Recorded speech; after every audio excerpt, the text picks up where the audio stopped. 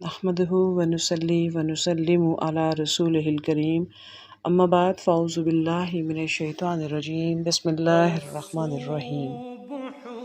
اپنے آج کے اس لیکچر میں ہم بات کریں گے عشرۂ ذوالحج کی فضیلت اور اہمیت کے بارے میں۔ ماہ ذوالحج کے مبارک مہینے کا چاند نظر آتے ہی ان 10 دنوں کا آغاز ہو جاتا ہے جن میں بہت سی عبادات اکٹھی ہو جاتی ہیں۔ حج و قربانی کی مناسبت سے ماہ ذوالحج کو اللہ تبارک و تعالی نے اس قدر برکتیں اور سعادتیں عطا کر رکھی ہیں کہ آقائے دو جہاں نبی اکرم صلی اللہ علیہ وآلہ وسلم نے ارشاد فرمایا، پہلی رات کے چاند کے ساتھ ذوالحج کا آغاز ہوتا ہے تو اس کی پہلی 10 راتوں میں سے ہر رات اپنی عظمت میں لیلۃ القدر کے برابر ہے۔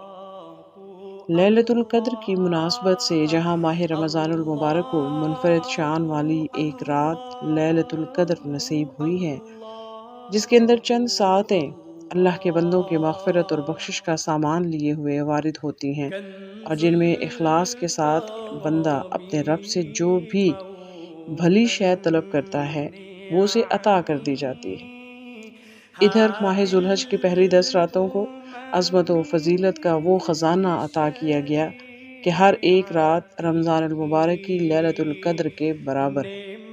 جس طرح رمضان المبارک کی برکتوں کو سمیٹ کر عید الفطر میں رکھ دیا گیا اور اس دن کی خوشی کے دن کے طور پر مقرر کر دیا گیا، ان 10 راتوں کے اختتام پر اللہ رب العزت نے عید الاضحیٰ کے دن کو مسرت و شادمانی کے دن کی صورت میں یادگار حیثیت قرار دی۔ اس دن کو عرف عام میں قربانی کی عید کہتے ہیں۔ حضرت عبداللہ بن عباس رضی اللہ تعالی عنہ سے روایت ہے کہ رسول کریم علیہ السلام نے ارشاد فرمایا کہ ان 10 دنوں میں اللہ تعالیٰ کے حضور نیک اعمال کو جتنا زیادہ پیش کیا جائے اور جتنے زیادہ ان نیک اعمال کی اللہ رب العزت کی بارگاہ میں مقبولیت ہے، اللہ تعالیٰ کے حضور نیک عمل جتنے پسندیدہ اور محبوب ہیں کسی اور دن میں اتنے پسندیدہ و محبوب تر نہیں۔ صحابہ کرام نے عرض کی، یا رسول اللہ صلی اللہ علیہ وسلم، اللہ کے راستے میں جہاد بھی نہیں؟ فرمایا، جہاد فی سبیل اللہ بھی نہیں، ہاں وہ شخص جو اپنی جان اور مال کے ساتھ نکلا اور کچھ لے کر گھر نہ لوٹا۔ حضرت ابو ہریرہ رضی اللہ تعالیٰ عنہ سے روایت ہے کہ رسول کریم علیہ السلام نے فرمایا کہ اللہ تعالیٰ کو اپنی عبادت بجائے دوسرے اوقات و ایام میں کرنے کے عشرۂ ذوالحج میں کرنی محبوب تر ہے۔ اس کے ایک دن کا روزہ سال بھر کے روزوں کے برابر ہے اور اس کی ایک ایک رات کا قیام لیلۃ القدر کے قیام کے برابر ہے۔ قرآن پاک اور حدیث مبارکہ میں عشرۂ ذوالحج میں جن اعمال کے کرنے کی فضیلت آئی ہے وہ درج ذیل ہیں۔ سب سے پہلے ذکر الہی کا اہتمام کرنا۔ اللہ عز و جل نے قرآن پاک میں ان 10 دنوں میں اپنا ذکر کرنے کا خصوصی طور پر تذکرہ فرمایا ہے۔ صحابہ کرام اور محدثین و مفسرین کے نزدیک ان ایام معلومات سے مراد عشرۂ ذوالحج کے 10 دن ہیں۔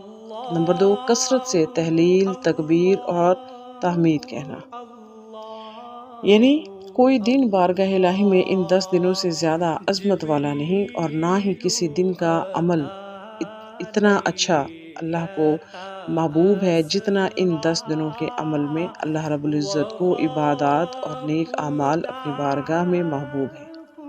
بس تم ان 10 دنوں میں کثرت سے لا الہ الا اللہ، اللہ اکبر اور الحمدللہ کہو۔ سلف صالحین اس عمل کا بہت اہتمام کیا کرتے تھے اور امام بخاری نے بیان کیا ہے کہ ان 10 دنوں میں حضرت عبداللہ بن عمر اور حضرت ابو ہریرہ رضی اللہ تعالی عنہ تکبیر کہتے ہوئے بازار نکلتے اور لوگ بھی ان کے ساتھ تکبیر کہنا شروع کر دیتے۔ بال، ناخن وغیرہ نہ کاٹنا۔ کوئی شخص قربانی کا ارادہ رکھتا ہو اور ذوالحج کا مہینہ شروع ہو جائے تو اسے چاہیے کہ قربانی کرنے تک اپنے ناخن، بال وغیرہ نہ کاٹے۔ ام المومنین سیدہ ام سلمہ رضی اللہ تعالی عنہا سے روایت ہے کہ رسول کریم علیہ السلام نے ارشاد فرمایا کہ جب ماہ ذوالحج کا چاند نظر آئے، عشرۂ ذوالحج داخل ہو جائے اور تم میں کوئی قربانی کا ارادہ کرے تو اپنے بال اور ناخن نہ کاٹے۔ گویا معلوم ہوا کہ ان 10 دنوں کی اہمیت اور فضیلت قرآن و حدیث سے، قرآن و سنت سے ثابت ہے کہ ان میں زیادہ سے زیادہ نیک اعمال اور ذکر اللہ اور قرآن پاک کی تلاوت کا اہتمام کرنا چاہیے۔ اللہ رب العزت کو ان 10 دنوں میں تمام نیک اعمال بہت زیادہ محبوب اور پسندیدہ ہیں۔ اللہ رب العزت ہم سب کو توفیق عطا فرمائے کہ ماہ ذوالحج کے آغاز میں ان 10 دنوں میں ہم زیادہ سے زیادہ اللہ رب العزت کے حضور عبادات اور نیک اعمال پیش کر سکیں۔ وما علینا الا البلاغ المبین۔